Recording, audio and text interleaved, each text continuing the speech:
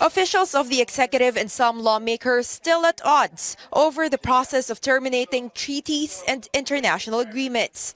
In a Senate Foreign Relations Committee hearing, the Foreign Affairs Department insists ending treaties does not need Senate concurrence.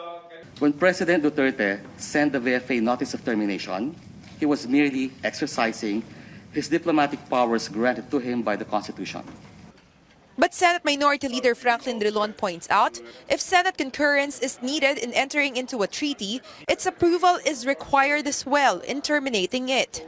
The former Justice Secretary adds in the last 20 treaties that were ratified, the Senate included a provision requiring concurrence in ending a treaty.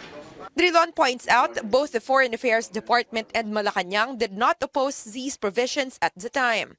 The consequences of this withdrawal affects daily policies and domestic laws, which should prompt the participation of the Senate and the Congress, because the Congress is the policy-making body in our system of government. Senator Richard Gordon says the Constitution upholds the principle of check and balance in the government. The whole foundation of our Constitution is against unilateral exercise of power, absolute power in one side of government or in one man. Dahil hindi ka naman pwedeng basta gagawin mo yan, wala na, di ba?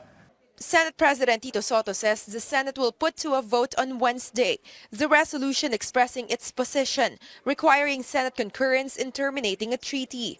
He says he is confident of a favorable majority vote. Sotto says the next step will be for him and some senators to file a petition with the Supreme Court, seeking clarification on Senate concurrence in terminating treaties. I'm sure madadagdagan, but ang magiging mga signatory at the moment would be myself, Senator Lacson, Senator Drilon, Senator Gordon, former Senators Kit Tatad and Pong Viason. Drilon says if the Supreme Court favors Senate concurrence, the notice of termination of the Visiting Forces Agreement will be invalidated. Joyce Ila, CNN Philippines.